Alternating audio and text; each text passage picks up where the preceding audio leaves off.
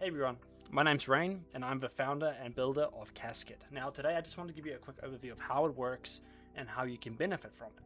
Before we dive in, just know that this whole application is designed to run locally on your own machine. There's no external requests, nothing that can send any information externally. It runs purely on your own machine, stores every bit of data on your machine, and you even have access to what exactly it stores. This of course being your inventory. So to get started, it's pretty simple. Once you've installed Caskt and you go to launch it, you sign into Steam like you normally would on any application.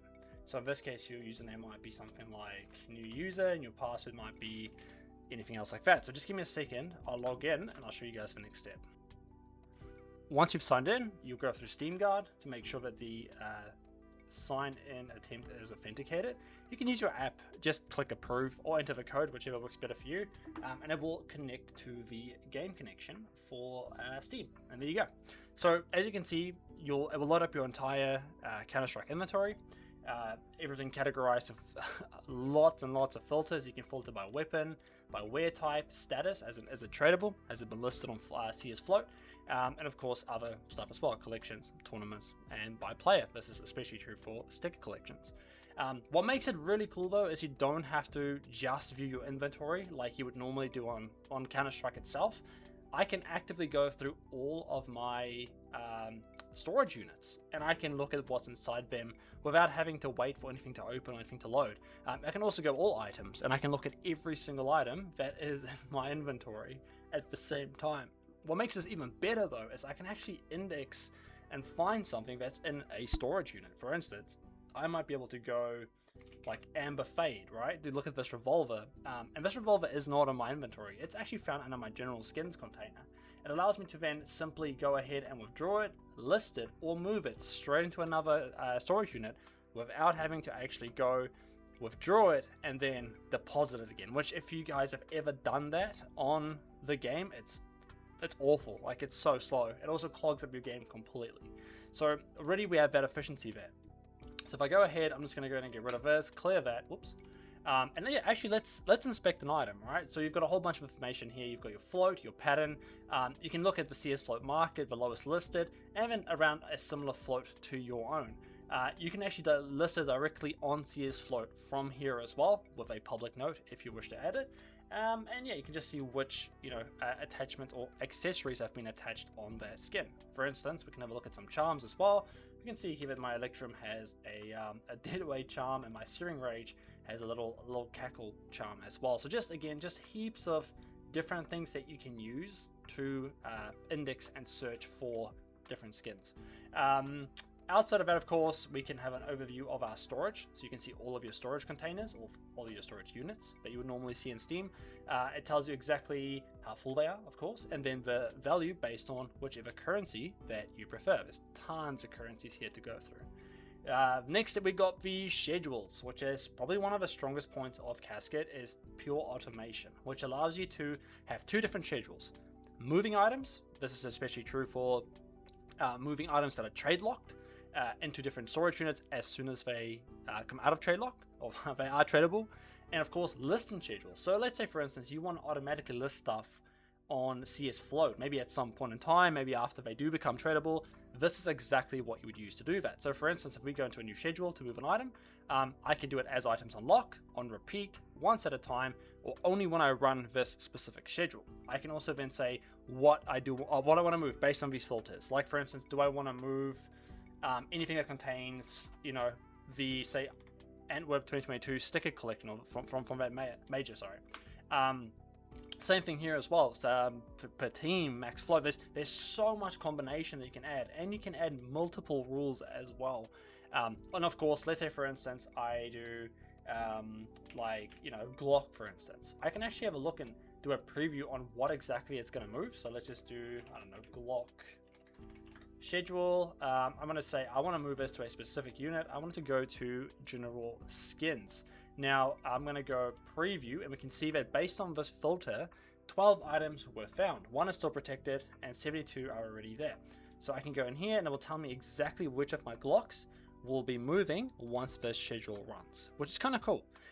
This is really great for me personally because I have a lot of stickers that are currently still trade locked. If I just go stickers and I go trade locked, well, you know, there's a lot of them.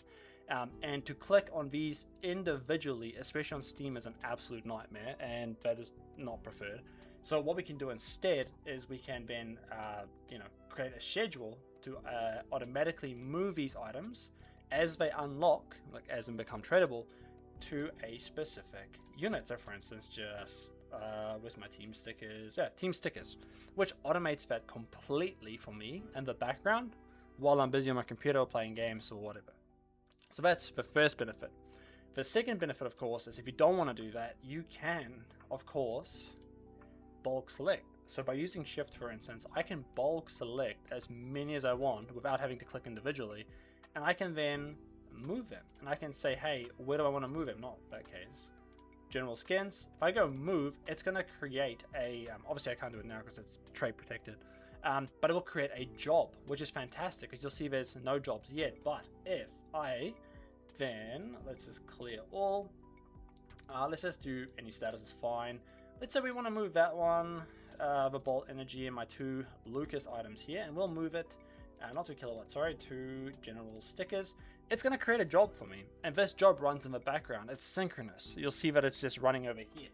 That just means that like I can move stuff and I can manage my inventory while other things are, actively running. It doesn't, like in Counter-Strike itself, just block my entire screen and then I can't do anything. Like that's such a big pain point, especially if you start managing a lot bigger inventories. I would highly recommend that, this is used to make your life a lot easier to manage your inventory a lot better.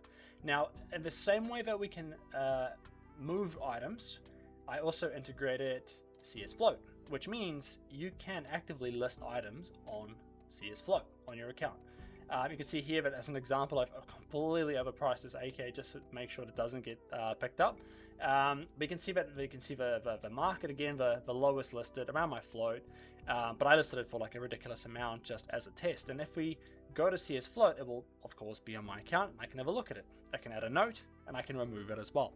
And I can completely manage all of my CSFloat listings directly out of Casket, which means if I go to my inventory and I want to list all 4 of these, I can go list and it will estimate the price for me based on CSFloat's pricing. I can overpay or undercut depending on how I want to go about it.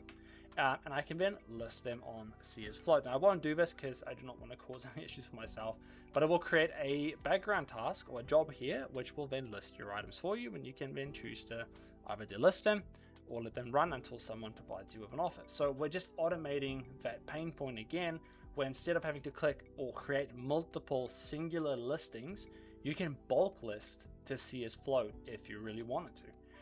Of course, we have support for a multitude of different currencies, all of which respect the latest rates. And under settings, very simple, very straightforward. The application will automatically update based on the new versions that I'll be releasing. You've got the anonymous usage ping, which is really just for the website to let people know how many installs they are. It's more like a trust unit than anything else, but you are welcome to disable it, and it just will not ping from your local client if you prefer to do so. You can sync your inventory manually, or you can do it at a time interval. I just do it every 30 minutes in the background, because if you do close Casket, it runs in the background until you fully close it. So it's a complete, a very minute process, and it will run in the background and it will still execute jobs for you, as that is the point, right? You want to automate and you want to be efficient with how you manage your inventory. If you go back to the settings, under notifications, another cool thing is if you pass a webhook to this, to Casket, sorry, you can actually choose what you want to send to Discord, and it will send notifications, as you will see on the website itself under the little screenshot there. You can have the application send notifications so that when your schedules run, you can stay up to track with everything that's happening, especially with listings and stuff like that. Of course, CSFloat, you can connect your CSFloat by connecting your API key, and then disconnect and refresh it, and your job history. How many jobs do you want to keep under your job list here? And this is really just for auditing, to make sure that you can stay up to track with what is happening with your inventory over there.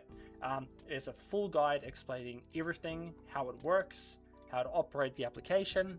You can have a look at the current version. It's pretty straightforward stuff. And of course, there is a Discord. So if you guys want help, don't hesitate to reach out. You can leave a comment down below. You can send me a message, it doesn't matter. The whole purpose of this is for me to actually use it. Like, I use Caskt every single day because I have at least maybe 12 different scripts to do things for me with a game connection that I do not want to do in the game itself. So Caskt is a result of all of those scripts put together in a user-friendly application that anyone can run. And I do hope that this gives you a in-depth overview of how Caskt works and what it does. It is extremely powerful, leases connections, and it is fully aware of when you're playing a game and will completely stay out of the way as you're playing Counter-Strike. Yeah, thank you so much for watching, guys. If you've got any questions or feedback, please don't hesitate to let me know. And have a great day, guys. Have a good one.